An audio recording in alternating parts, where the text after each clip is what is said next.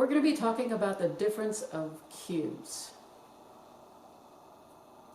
Let's go over the definition. Difference means a minus sign.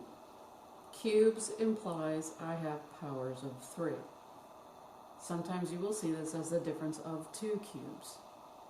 I have a cube and I have a cube. I have 2 cubes. Using the famous square and triangle, we have the basic pattern as the sum of cubes. We're going to identify without the power of 3's what we are having inside the first set of parentheses. Again, just like the difference of squares. Identify without the power, what are we using? In the second set, we are going to end up with this pattern called square together square. Square together square.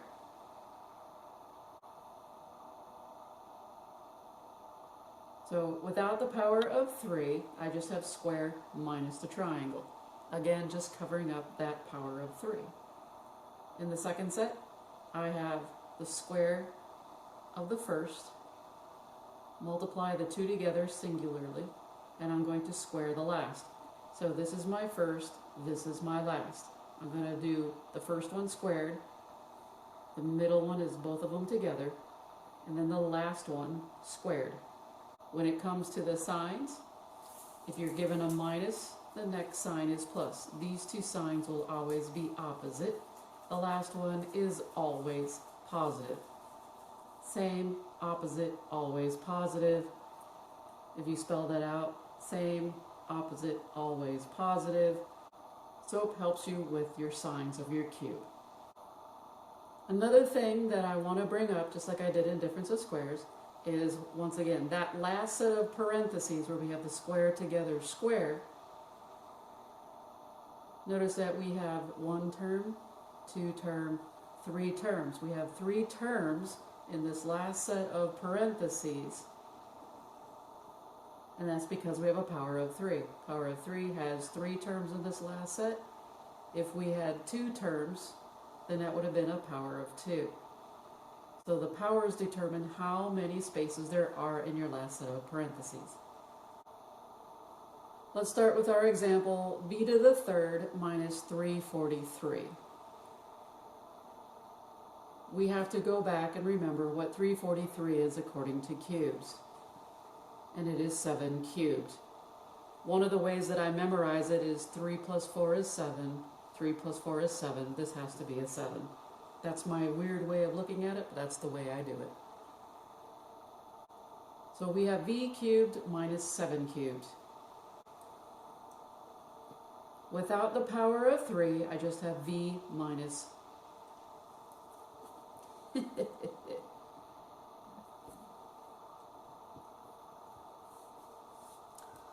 Wow, what were we doing today?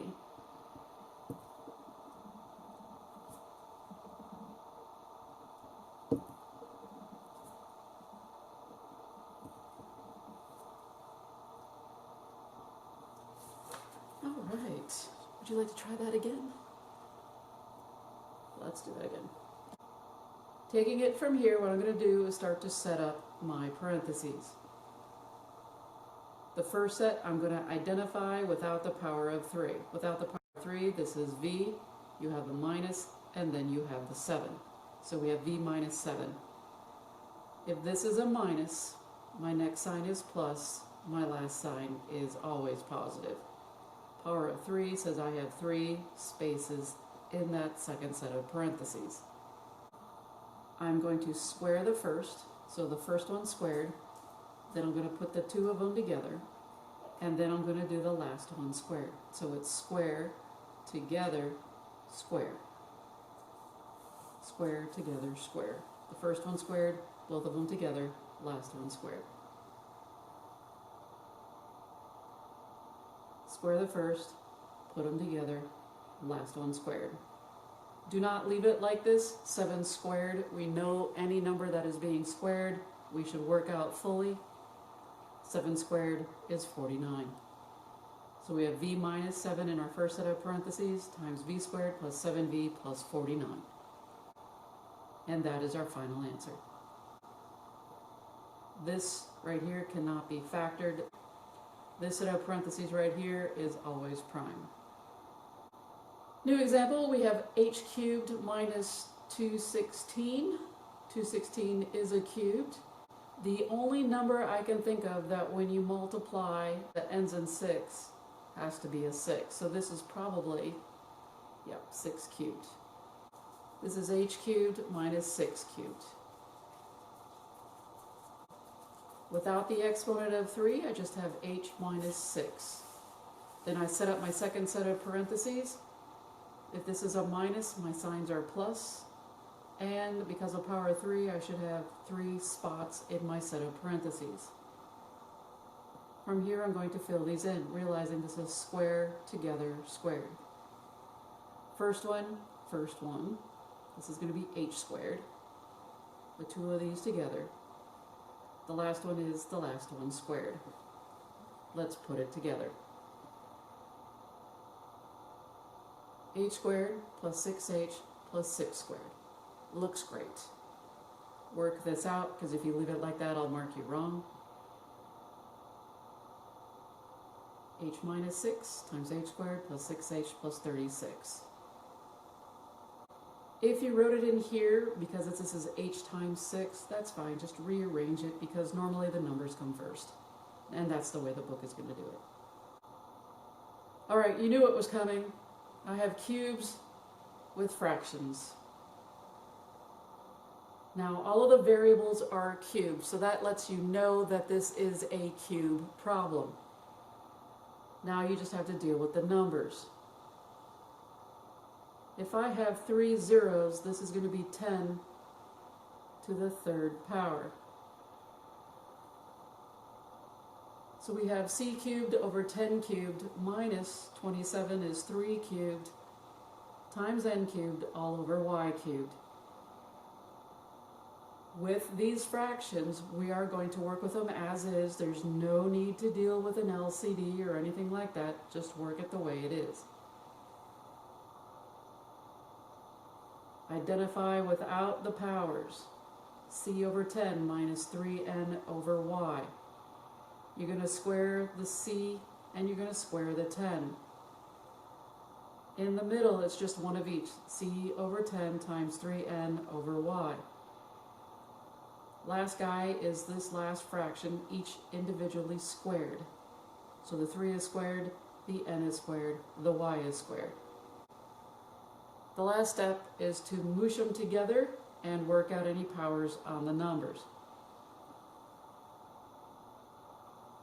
First set of parentheses usually never changes. We end up with c squared over 100 plus 3cn over 10y plus 9n squared over y squared. As far as the middle term is concerned, whether you do cn or nc, that is totally up to you. Your book will probably do it in alphabetical order. As far as the signs, if this is a minus, this guy is always the opposite sign. In this case, it's a plus. Last one, the last sign is always plus. Other than that, that's how you do these.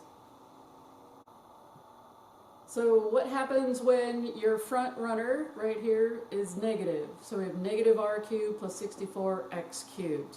Leave it as is, because your book does not manipulate these problems. They don't rearrange it.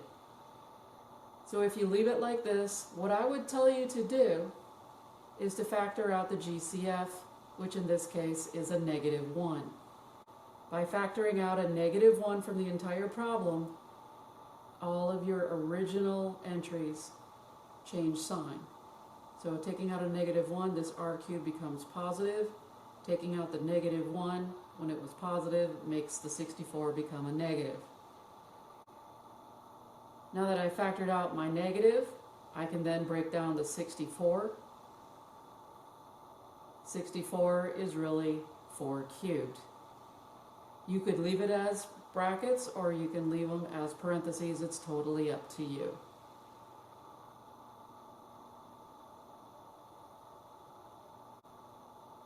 First set of parentheses is to identify without the powers of 3. So this is r minus 4 times x. In the second set of parentheses, since the power is 3, I will have 3 little blank spots. Since we were given a minus, I should have opposite sign for the first one. Last one is always positive. Remembering what the pattern is, this is square together square. Square part comes whoever's up first, goes first in here, which will be r will be squared. Middle one is both of them together, and the last one will be the last one here, everything squared individually. Do not forget to bring down your -1 times your r minus 4x times, again, the first one squared, plus 4x times r, or you could have done r times 4x, it does not matter, plus 4 squared, r squared. So each individual thing gets squared here. The last thing we have to do is deal with the powers and any numbers in the middle, whatever happens. In this case, it's just 4, so that's not a big deal. So we have a -1, or you can just leave it negative. The book will not put the 1 there, but it's understood the 1 is there. So you can just write it as negative r minus 4x, and then the last set of parentheses is r squared plus 4rx plus 16x squared. Order of the variables, again, does not matter, but your book will probably put it in alphabetical. Please do put your number out in front, though. Notice that we did work out the 4 squared. This is a great answer to this problem. Everything's worked out. It looks lovely. So what if we need to take out more of a GCF than just, say, a -1? Hopefully you see it here. Not only do I have to take out a -1 because this leading term is negative, but I also notice that they both share a 5. What cues me into the fact that this is a cube is the z cubed. There is no z on this side, on this term, but there is a z on this one. This z cubed is a dead giveaway that this is probably a cubic. And if I look further and investigate, this has 2 x's, this has 5. So if I take out the x squared, 5 minus 2 will give me 3. I will have 3 x's. That's leading me towards a cube. But if it's not working for you, do a little at a time. You can take out a -1, then you can take out a 5, then you can take out an x squared, and it will all come together. So I'm going to factor out the GCF, and one more time, I am seeing not only a -1, I'm seeing a 5, and I'm seeing an x squared.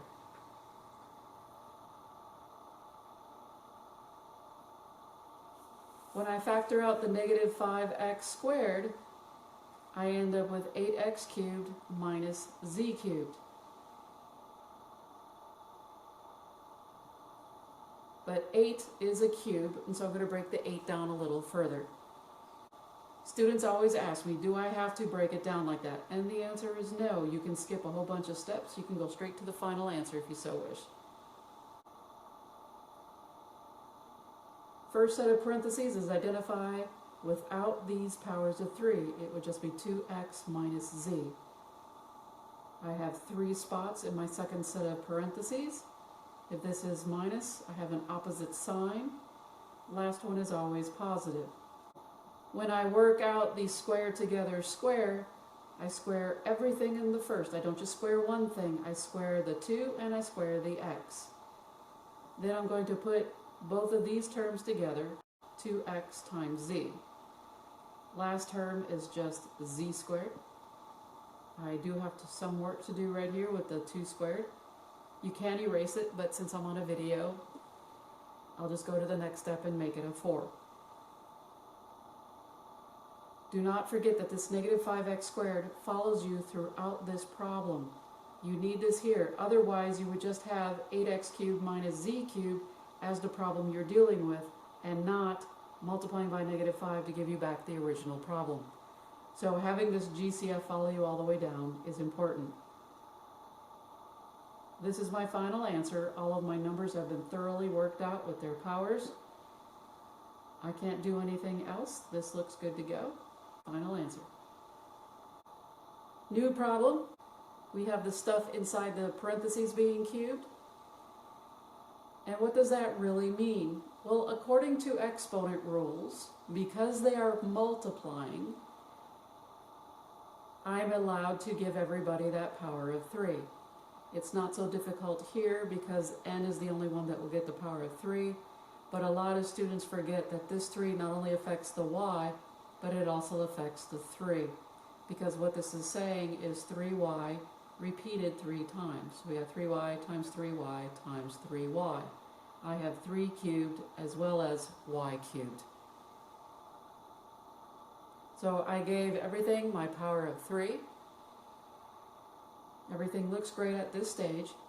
The next step, I'm going to go straight into it. First set of parentheses is without the power of 3. So it's just n minus 3 times y.